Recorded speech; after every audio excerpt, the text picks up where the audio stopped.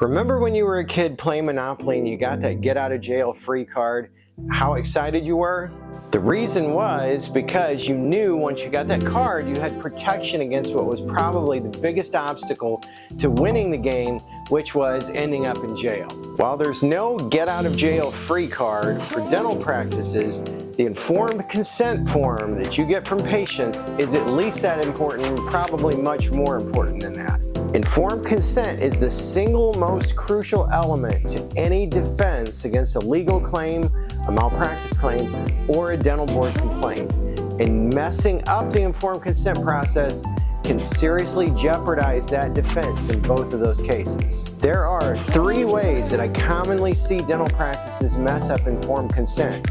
Let's talk about the 3 ways that you can massively mess up the informed consent process, and more importantly, how to avoid messing up the informed consent process in those 3 ways.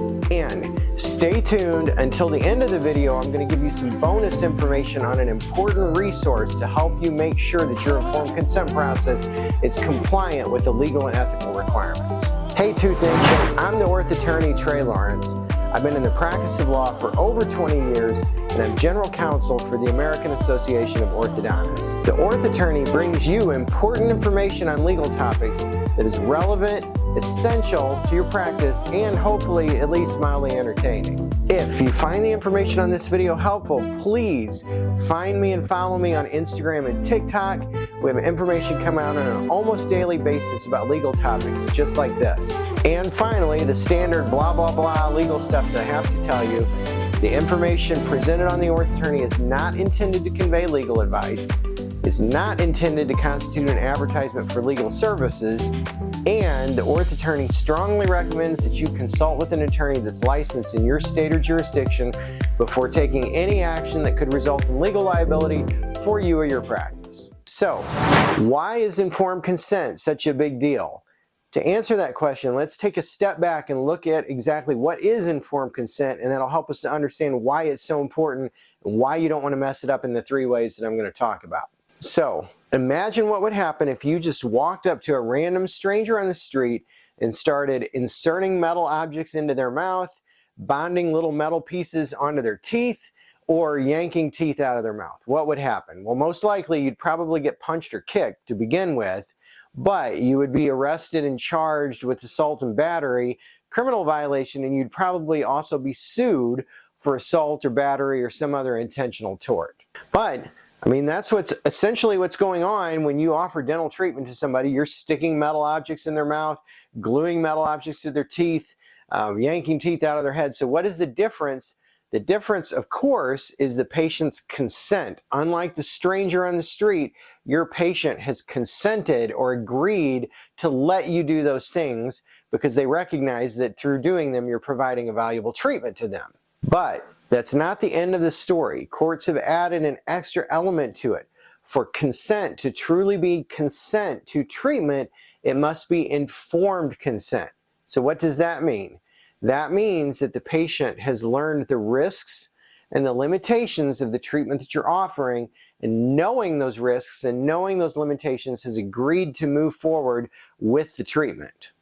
The patient must consent to treatment with a full understanding of the risks and limitations of that treatment. Informed consent is therefore a crucial element to any legal defense to a claim by a patient. If a patient asserts a claim against you, claiming that either one of the unintended risks of treatment occurred through that treatment you provided, or that you provided treatment but it did not give them the result that they wanted, that's what the patient is claiming, then a major defense to those claims is for you to show that the patient knew about that risk or knew about that limitation on treatment and agreed to go forward with treatment anyway, knowing those risks. If you can show that and show that you otherwise complied with the standard of care, that's going to be a very solid defense to those claims by that patient.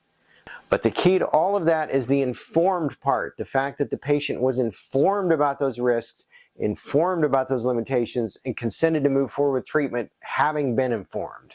Consent without the patient being fully informed about the risks, fully informed about the limitations, Without those two is just a signature on a form. It's not truly informed consent. It's not going to serve as that kind of legal defense that we've been talking about to those types of claims. So, all of the ways to mess up informed consent that I'm going to be talking about are a result of a consent not being truly informed. There are ways that a patient can claim that even though they signed a form, they were not truly informed about the risks and limitations, and therefore it was not informed consent. Let's make sure that you keep your patient's informed consent truly informed so that you don't give the patients an opportunity to make that kind of a claim if they sue you or file a dental board complaint down the road.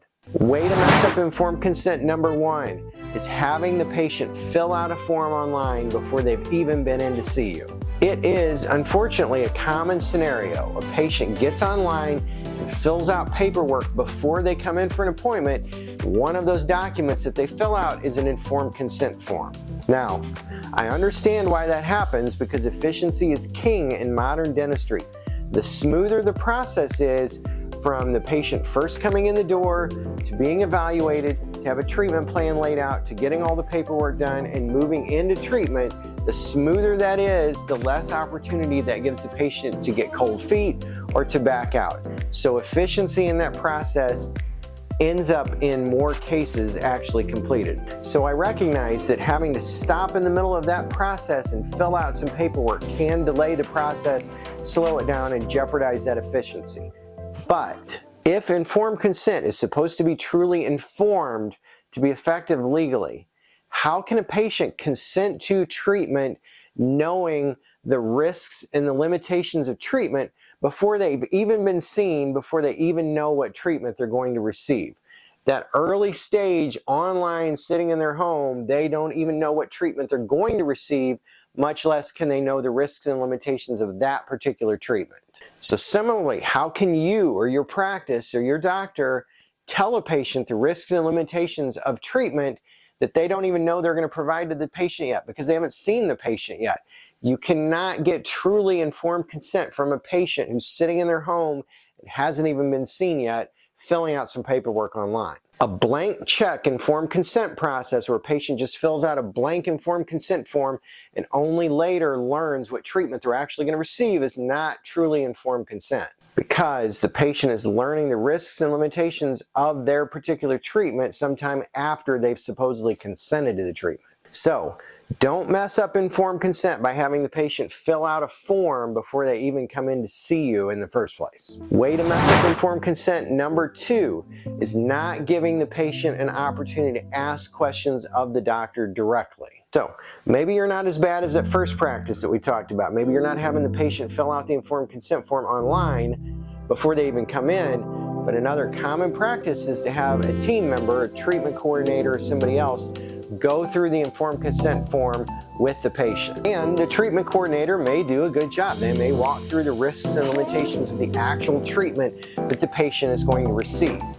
But the problem with that is if the doctor has no involvement in the process, then the patient can still claim later, well, I had questions, but I didn't think this person, this treatment coordinator, whoever was capable of answering them. I really wanted to ask the doctor.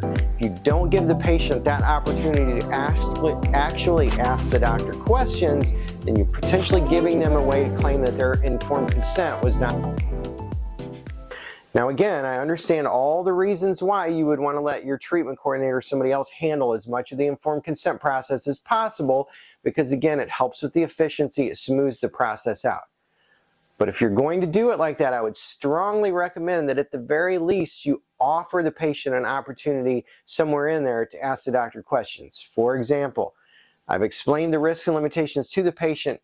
Now, patient, do you have any questions for Dr. Jones? Would you like Dr. Jones to step in for a second so that you can ask questions directly? That at least gives the patient an opportunity to ask the questions directly to the doctor if they want to. So this doesn't mean you have to have the doctor handle the entire informed consent process. Although, if I were saying truly what's the best practice, I think truly the best practice is to have the doctor actually handle the entire informed consent process. But at the very least, if you're going to have your treatment coordinator or somebody else on the team handle the informed consent process, offer the patient an opportunity to have the doctor come in and ask questions. results. And way number 3 to massively mess up the informed consent process is not knowing your state's law and if your state requires a higher level of doctor involvement in the informed consent process.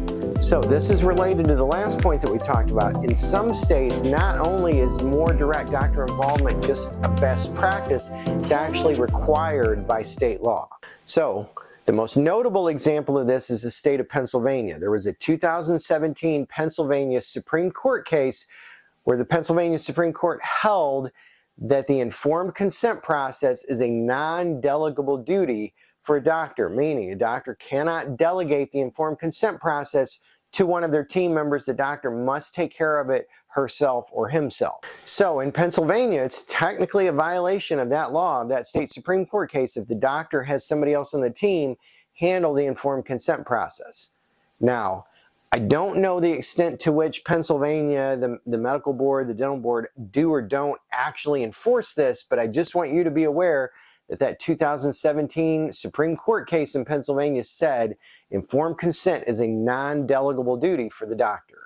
Similar to that, in Hawaii, an appellate court held that a doctor does not satisfy their duty with respect to informed consent by merely having the patient fill out a form. Clearly, there has to be some kind of a higher level of conversation going on to satisfy the law in the state of Hawaii. And that example of the online form that we talked about in point number 1 would not satisfy the law in the state of Hawaii. And similar to that, in the state of Oregon, a state statute says that a physician or a physician's assistant can handle informed consent, but the communication must be through a conversation.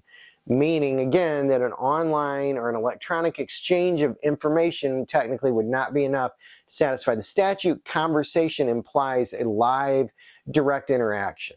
So these are just a few examples. This is a prime example of the kind of situation where you probably should seriously consider having a conversation with an attorney that's licensed in your state, finding out exactly what the requirements are in your state, making sure your state does not have a specific or an individual wrinkle like Pennsylvania or these other states that I mentioned.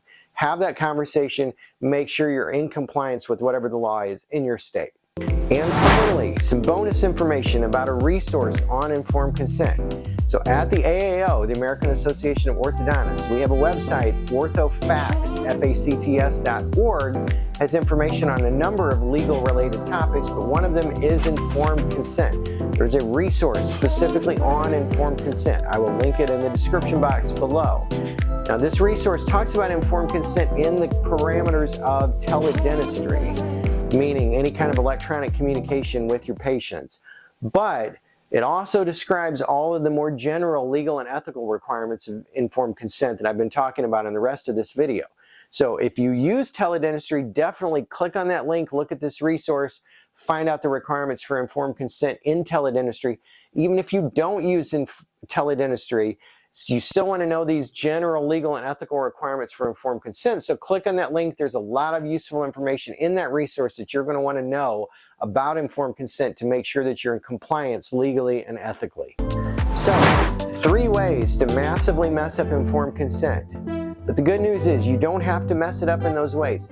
Learn what the law is in general, learn if there's particular law in your state, make sure that you're in compliance with the law, and make sure that you hang on to that crucial defense. If a patient makes a legal malpractice claim or a dental board complaint down the road, you're going to want to have truly informed consent because it's an important defense. Don't lose it by messing it up in the 3 ways that we talked about. So, I'm the Orth Attorney, Trey Lawrence. If you found the information in this video helpful, please hit that like button below, hit the subscribe button, ring the notification bell so that you get notification every time a video comes out on a topic about legal information or topics just like this, at least weekly, if not more often. If you found this information helpful, find me and follow me on Instagram and TikTok. Again, links are in the description box below. Information on an almost daily basis about legal topics just like this. So until next time, Tooth Nation, be good, stay out of legal trouble because being sued bites. Catch you next time.